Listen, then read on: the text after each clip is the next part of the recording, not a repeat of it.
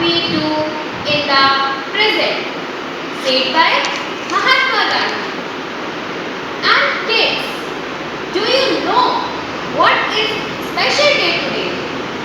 Today is 2nd October.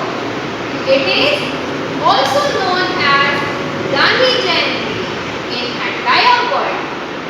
Gandhiji is also known as our father of our nation, and we call him Bapu. So let's know about him briefly. So let's welcome to you English teacher Miss Samrani Mishra. Thank you, Sanjana, and hello everyone. You know which date is today? 2nd October. This date is known as International Day of Non-Violence. The United Nations General Assembly declared 2nd October as International Day of Non-Violence. That means this date is famous in entire world. And why this is famous, that you know? Because that date, 2nd October. 2nd October is the birth date of Mahatma Gandhi, and today we celebrate 151st birthday of Mahatma Gandhi. This is birth anniversary of Mahatma Gandhi. Mahatma Gandhi, who knows as Mohandas Karamchand Gandhi, was born on 2nd October 1869 in a small town of Gujarat named Porbandar. His father name was Karamchand Gandhi, his mother name was Putlibai, and wife name was Kasturba Gandhi. He completed his studies, and after that he completed his law studies from UK in 1888, then shifted to South Africa. After shifting and after 21 years, he came back to his own nation, India, and at that time India was struggling because India was completely overtaken by British government. All Britishers tortured every Indian very much because we all was undertaken by them. To solve this all, Mahatma Gandhi took place on a fight against Britishers, a fight for freedom. He spent a lot of time, a lot part of his life on this fight, and he went to jail several times during this all, and he led many movements regards of it. Quit India movement, non-cooperation movement, civil disobedience movement, and he led a march in 12 March 1930. He led a march which is known as Dandi March or Salt Satyagraha, because Britishers put a lot of tax on salt for Indian. That's why Mahatma Gandhi started a march from Dandi, the place of Dandi. He started march and he walked away across 400 kilometers, and it was a big slap on British government. After that, Quit India movement took place.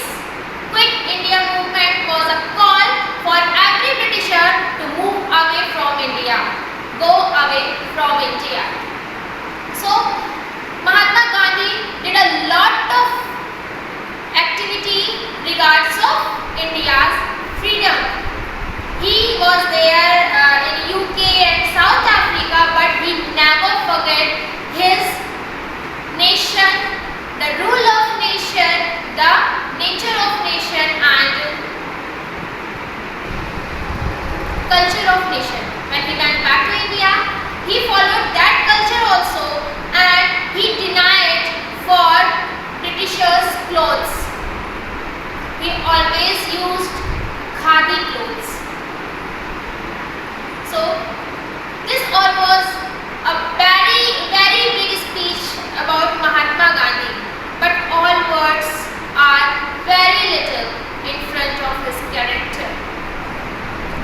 To honor and to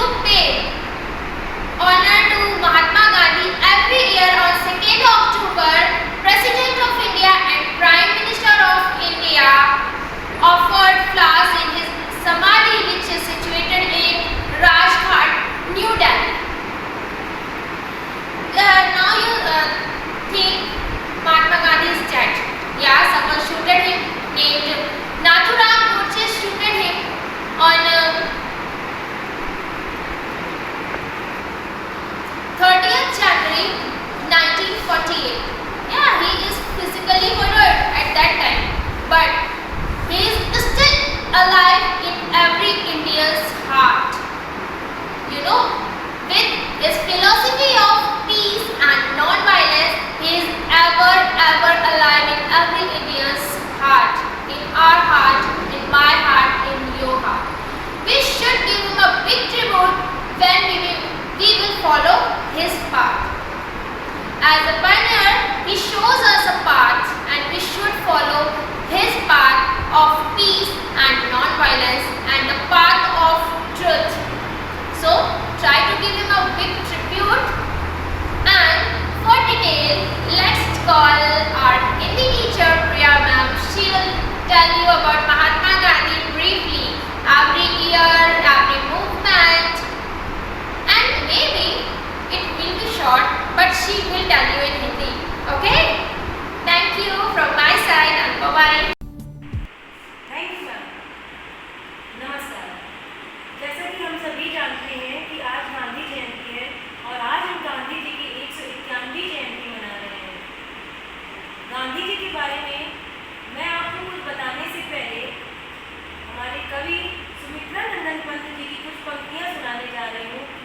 उन्होंने ये पंक्तियाँ गांधी जी को समर्पित की हैं और ये पंक्तियाँ ही अपने आप में गांधी जी के बारे में काफ़ी कुछ बताती हैं, उनका चित्रण करती हैं।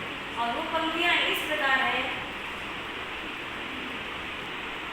तुम मांसहीन, तुम रक्तहीन, तुम मांसहीन, तुम रक्तहीन, हे अस्थिशेष तुम अस्थिहीन, हे अस्थिशेष तुम अस्थिहीन, तुम शुद्ध बुद्ध आत्मा केवल, तुम शुद्ध बुद्ध आत्मा केवल, हे चिर पुराण, हे चिर नवीन, हे चिर पुराण, हे चिर नवीन, तुम पूर्ण इकाई जीवन की, तुम पूर्ण इकाई जीवन की, जिससे आधार भव शून्य लीन, जिससे आधार भव शून्य लीन, आधार अमर होगी जिस पर, आधार अमर होगी जिस पर, भावी की संस्कृति समासीन, भावी की संस्कृति समासीन।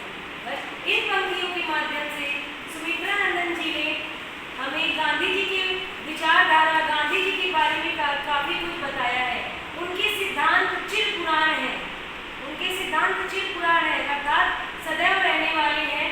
और इनके सिद्धांतों को, इनकी विचारधारा को मानकर ही अगर हम अपने भावी यानी अपने भविष्य की आधारशिला रखेंगे तो जरूर हम सफल होंगे और उनके एक मजबूत राष्ट्र बनने की संकल्पना को, एक राष्ट्र बनने की संकल्पना को पूरा कर सकते हैं। गांधी जी की परिकल्पना थी कि हमारा देश सुदृढ़ हो, स्वतंत्र हो, इस देश में अधर्म न हो, अहिंसा न हो, और इन सबको पूरा करने के लिए हमें गांधी जी की विचारधारा को भी मानना पड़ेगा। गांधी जी के बारे में कुछ भी व्याख्या करने के लिए कुछ पंक्तियाँ या कोई व्यक्ति पूर्ण नहीं है। उन्हें व्यक्त करने के लिए उनका जीवन ही अपने आप में एक महागाथा है।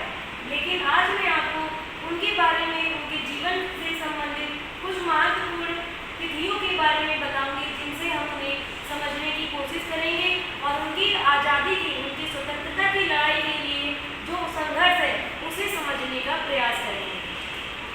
गांधी जी का जन्म 2 अक्टूबर 1869 ईस्वी को गुजरात के पोरबंदर में हुआ था। इनका पूरा नाम मोहनदास करमचंद गांधी था। इनके पिता का नाम करमचंद गांधी था। बच्चों, जो इनका नाम मोहनदास करमचंद गांधी है, तो ये जो करमचंद है ये इनके पिता के नाम से ही दिया गया है, अर्थात इनके पिता का नाम करमचंद गांधी था और गांधी जी का मूल नाम मोहनदास था। माता का नाम पुतलीबाई था। इनका विवाह 13 वर्ष की अवस्था में ही कस्तूरबा बाई से हुआ था, अर्थात इनकी पत्नी का नाम कस्तूरबा गांधी था। बचपन में प्रारंभिक पढ़ाई करने के बाद ही इन्होंने मैट्रिक की परीक्षा पास करके इंग्लैंड से वकालत पूरी की और इंग्लैंड से वकालत पूरी करने के बाद वे भारत लौटे और 1895 में अफ्रीका जाकर वहाँ पर रह रहे भारतीयों के लिए, उनके अधिकारों के लिए, उनके शोषण के विरुद्ध लड़ाई लड़ी। इसके अलावा दक्षिण अफ्रीका में फैले रंग भेद अर्थात काले गोरे का भेद। दक्षिण अफ्रीका में श्वेत अश्वेतों के प्रति भेद बहुत थे। अश्वेत उन्हें कहते थे जो जिनका रंग काला होता था, और उन्होंने इसके विरुद्ध भी संघर्ष किया और उसमें सफल हुए। इसी घटनाक्रम के चलते एक बार इन्हें रंग भेद का भी सामना करना पड़ा था और प्रिटोरिया स्टेशन में इन्हें ट्रेन से फेंक दिया गया था। सन 1915 में गांधी जी दक्षिण अफ्रीका से भारत लौटे और उन्होंने भारत में हो रहे राजनीतिक घटनाक्रमों के लिए और स्वतंत्रता के लिए जो भी संघर्ष हो रहे थे उसके लिए इन्होंने प्रयास करने शुरू किए, और ये उन स्वतंत्रता संग्रामों के लिए एक भावी मार्गदर्शक बने। इन्हें लोगों ने अपना गुरु माना और इनके पीछे लाखों की भीड़ हो गई।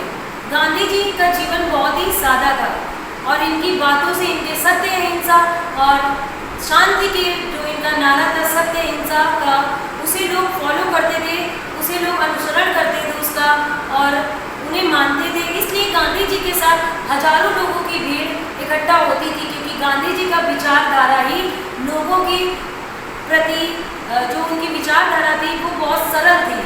वे किसी प्रकार की हिंसा में विश्वास नहीं रखते थे। अर्थात एक समय तक गांधी जी ये जितने भी स्वतंत्रता के आंदोलन थे उसके निर्विवाद रूप से नेता बन गए। सन 1920 में जलियांवाला बाग कांड 1919 अप्रैल में हुआ था। इसके विरोध में गांधी जी ने सन 1920 में असहयोग आंदोलन चलाया था। फिर से मैं अपनी बात पुनः शब्दों को अपने दोहराती हूँ। 1919 में जलियांवाला बाग कांड के विरोध में गांधी जी ने 1920 में असहयोग आंदोलन चलाया, जिसका शाब्दिक अर्थ है असहयोग अर्थात सहयोग न करना। जलियांवाला बाग कांड के विरोध में गांधी जी ने अंग्रेजों की सत्ता के प्रति मुखर अभियान चलाया और उन्होंने साफ कह दिया कि हम आपका सहयोग नहीं करेंगे। इसके अलावा गांधी जी ने स्वदेशी आंदोलन भी चलाए और विदेशी सामानों को, विदेशी वस्त्रों को पूरी तरह से प्रयोग करने के लिए, प्रतिबंधित करने के लिए लोगों को प्रेरित किया। गांधी जी का जो प्रथम आंदोलन था वो चंपारण में जो उनका आंदोलन था, जो उन्होंने नील की खेती के खिलाफ किया था और लोगों को नील की खेती के विरुद्ध जो उन पर अत्याचार हो रहे थे उसके लिए शुरू किया था। चंपारण यानी खेड़ा नामक स्थान से किया था। 1920 में असहयोग आंदोलन के बाद गांधी जी ने और भी कई सारे बहुत से आंदोलन किए, लेकिन जो प्रमुख है उसमें से फिर नाम आता है 1930 में जो इन्होंने आंदोलन किया था दांडी यात्रा, दांडी मार्च जिस नाम से जानते हैं। 1930 में हुआ था दांडी मार्च, जिसे हम सविनय अवज्ञा आंदोलन या नागरिक अवज्ञा आंदोलन भी कहते हैं। सविनय अवज्ञा, इसका अर्थ है विनय पूर्वक किसी चीज के लिए मना करना। सविनय अवज्ञा अर्थात आज्ञा को न मानना। जो नमक के ऊपर टैक्स लगाया गया था उसके लिए गांधी जी ने अंग्रेजों के प्रति अंग्रेजों को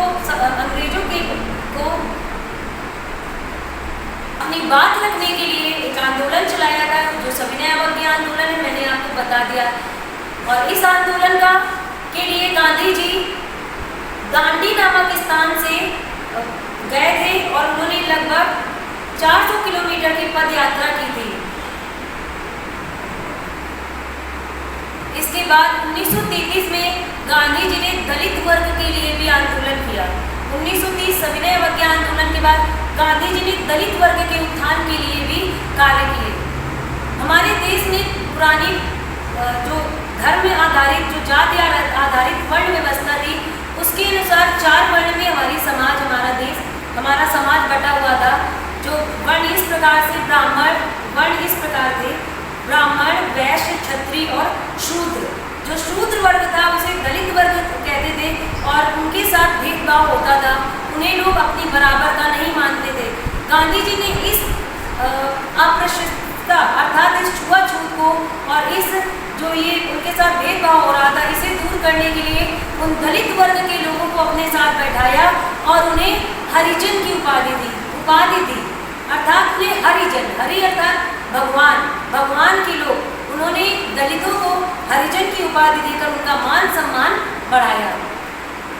इसके अलावा कई अन्य, जैसा मैंने आपको पहले बताया, गांधी जी कई आंदोलन लगातार करते रहे, उसके परिणाम स्वरूप भी हमें ये स्वतंत्रता मिली है।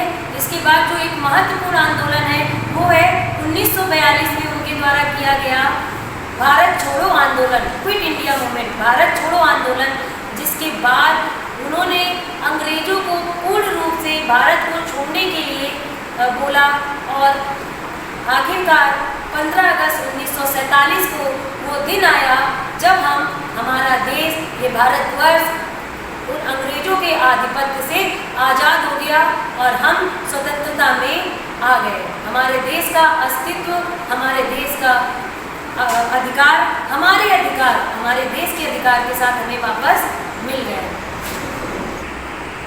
आखिरकार वो शुभ दिन भी आया और ये शुभ दिन गांधी जी के प्रयासों का ही नतीजा था। इसके अलावा हमें कई और महत्वपूर्ण लोगों की याद भी रखनी चाहिए जिन्होंने इस आज़ादी को दिलाने में सहयोग किया, लेकिन गांधी जी का जो तरीका था वो तरीका था बिना रक्तपात, बिना रक्त फैलाए है, बिना लोगों की जान गंवाए उन्होंने हमें आज़ादी तक पहुंचाया। ये अपने आप में एक बहुत महत्वपूर्ण बात है।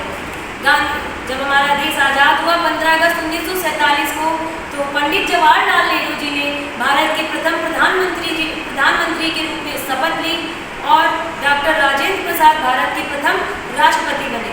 क्या आपने सोचा, गांधी जी जिन्होंने इस देश को आज़ाद कराने के लिए, इस देश को मजबूत करने के लिए, इस देश को सुदृढ़ करने के लिए इतने संघर्ष किए, क्या वे कोई पद नहीं ले सकते थे? लेकिन उन्हें पद मोह नहीं था। उन्होंने अपना जीवन एक सादे सन्यासी संत के रूप में ही बिताया। इसीलिए कहते हैं साबरमती के संत, उन्हें कहा जाता है साबरमती के संत। उन्होंने साबरमती नदी के किनारे अपना आश्रम बनाया था जो आज भी है। तो गांधी जी साबरमती आश्रम में ही रहते थे और उसी आश्रम में एक काला दिन भी आया और वो काला दिन था 1948, 30 जनवरी। 30 जनवरी 1948 को एक दुखद समाचार आया। गांधी जी को एक व्यक्ति ने गोली मारकर उनकी हत्या कर दी। 30 जनवरी 1948 को एक व्यक्ति ने उसके विचारों का गांधी जी के विचारों का टकराव हुआ। वे उन्हें समझ नहीं पाया और उसने गांधी जी को गोली मार दी और गांधी जी की मृत्यु हो गई। लेकिन गांधी जी ने मृत्यु के समय भी, अंतिम समय भी ईश्वर का नाम लेकर ही अपने अंतिम शब्दों को, अपनी जीवन को विराम दिया था और उनके अंतिम शब्द थे हे राम। बच्चों, वो दुखद दिन था, गांधी जी हमें छोड़कर चले गए। लेकिन गांधी जी हमें छोड़कर गए हैं, उनके विचार नहीं। अगर व्यक्ति अमर है, गांधी जी अमर हैं, अमर क्योंकि उनकी विचारधारा अमर है।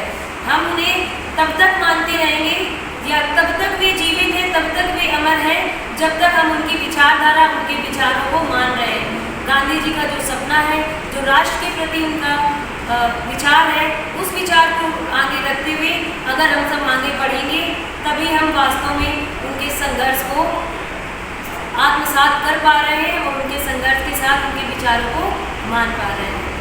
इन्हीं शब्दों के साथ मैं अपनी वाणी को विचार देती हूँ और गांधी जी की शिक्षाओं को मैं आप सभी से अनुरोध करती हूँ कि हम सभी भी गांधी जी के विचारों को अपने जीवन में अपनाएं, तभी हम गांधी जी को सही मायनों में पूर्ण कर पाएंगे। हमें कभी उनकी जो 3 प्रमुख शिक्षाएं थी कि हमें कभी झूठ नहीं बोलना चाहिए, बुरा मत देखो, बुरा मत सुनो, बुरा मत कहो। यही 3 आधार हैं। अगर हम इन्हीं 3 आधारों को लेकर अपने जीवन को आगे बढ़ाएंगे तो इस देश के प्रति अपने कर्तव्यों का निर्वाह कर पाएंगे। और ज़्यादा शब्दों का और ज़्यादा समय न लेते हुए मैं यही अपने शब्दों को विराम कहती हूँ। जय Hind. Now, we all teachers are going to sing a favorite bhajan of Mahatma Gandhi, Raghupati Raghav Raja Ram. So, let's start. Raghupati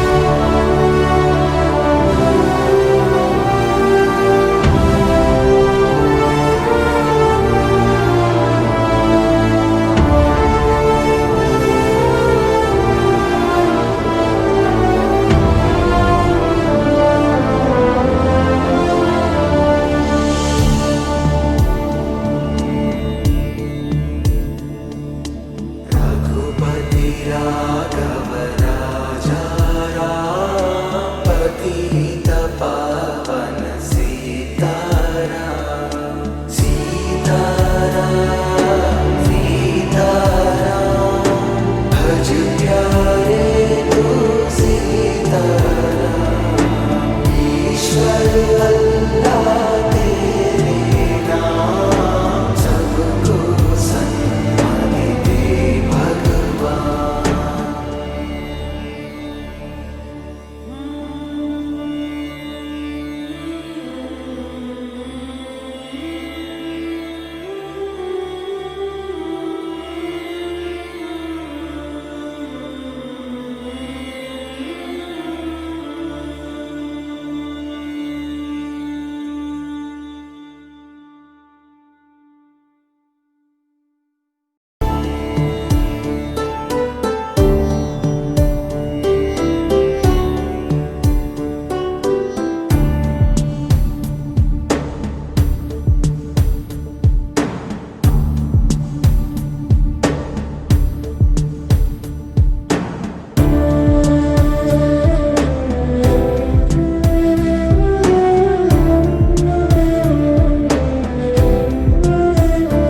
Okay.